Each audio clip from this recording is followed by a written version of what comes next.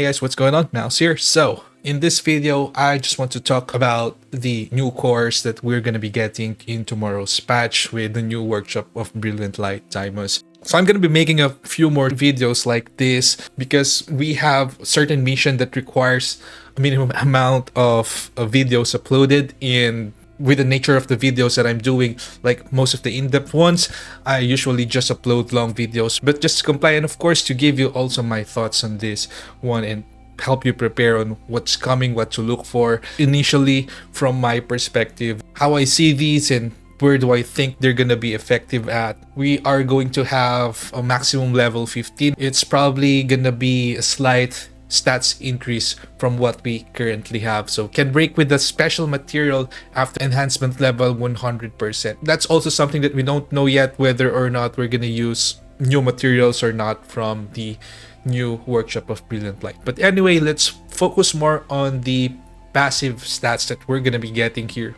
So let's start with the first one, which is the Hunger of the Crimson Apex. Increases attack by 4, 5, 6% when MP is 50% or below. So this one is actually weird to me because we already have a passive attack stats with 5% with no conditions, and we're gonna be getting only 1% attack from the condition when MP is 50% or below, which is something that although it's good that we're getting extra 1% here, reaching that condition might be difficult currently, except of course if you are using, for example, blessing stones like Desire, which will already help you start at MP 60%, so you're gonna be able to take advantage of that extra 1% pretty quickly. I suppose you're not gonna be able to get any attack increase when your MP is above 50%, so going from 100% to below 50% MP, you might be losing some damage output from that, and it might not be worth it for that extra 1% increase. But there might be new units coming soon that consumes a lot of mana, maybe starts with like a below MP 50%, those kinds of MP mechanics. We're not sure yet, but at least from what I'm seeing here, it's not something that's gonna be game changing for now, just because we already have one that's 5%. So I'm not seeing this as something that's gonna be big right now, at least. Or maybe if they change the percentage once it gets released tomorrow, then it might be worth it. So the next one is gonna be the Desires of the Crimson Apex, which is gonna be, I would assume it's a body core, which increases defense by up to 6% when MP is 50% or below. So this is at least something that might add more DPS, although the problem is most of the defense units that we're having right now is also using Obsidian set, which requires at least 40% MP, and again maintaining that below 50% and above 40% MP is quite a bit of a stretch.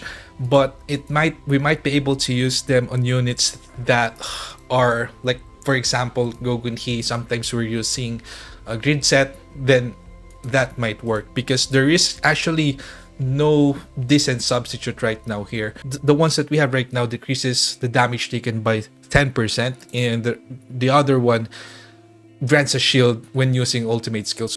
So we actually don't need that shield, and they're tanky enough and probably won't need the damage taken 10% as well. We also have units like Charlotte, for example, but Charlotte is not an MP intensive unit, so she might have problems also going below that 50% MP, except in some cases, of course, when the enemy has MP drain, for example, or maybe the guild boss meta might switch to something else, like not having Hansami on the entire team. But so far, with the current set of units that we have, not something that looks promising, but future units might be able to use them. We're still not sure about that. So the next one here is the Punishment of the Crimson Apex. Up to 30% of the MP lost are restored when there are 20% or fewer MP remaining. So it doesn't look like it's also game changing right now.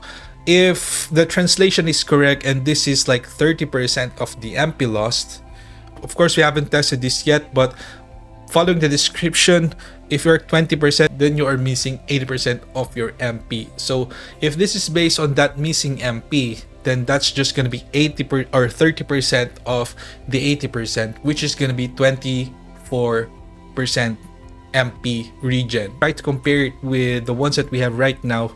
We regen 5% of the max MP every time we use the ultimate skill, but some units cannot spam ultimate. Shahe-in, for example, might benefit from that in the guild boss. 24% is okay, but I feel like this is just an extra because this only activates once per battle. But there might be cases, we don't know yet if there are gonna be enemies that can drain a lot of MP, so this is something that might be very niche, or there might be a unit that might benefit from this coming soon. We don't know that yet, but at least for now, I don't see it something game-changing. And the next one is gonna be the Eyes of the Watcher, which is something that might be meta, I think. Increase the critical hit damage of hunters' core attacks by up to 20%. And critical hit damage is very, very important right now, late into the game, because monsters level are very high and their crit damage can go as low as 120% or something, even if you have 200% shown in the stats page. If it works as intended, and if it works with Alicia's Bitter Cold Spear, that 20% is gonna be a significant damage increase on Alicia. Not game-changing, but it's still gonna be significant because Alicia doesn't have as much critical hit damage right now, and that's why she's falling off against high-level monsters. Specifically, she can only have 20% crit damage here, and then Maylin doesn't give crit damage increase. So at least in that sense, we might see Alicia at least getting a bit of damage increase, but still I don't think Alicia is gonna be a meta this coming patch. And the next one is gonna be Goguni. I'm pretty sure that this will be something that Gogunhi will be using because most of the damage of Gogunhi, a lot of it, huge chunk of it, is really coming from that core attack. And if it works as intended, that 20% increase, although the value of that on Gogunhi, who has a lot of crit damage passives already from the Will of the Brilliant Light, or from the ultimate as well, from the grid set, etc., it might be less than what Alicia will be getting from it, but it's still likely gonna be significant, being that Gogunhi's core attack is really powerful.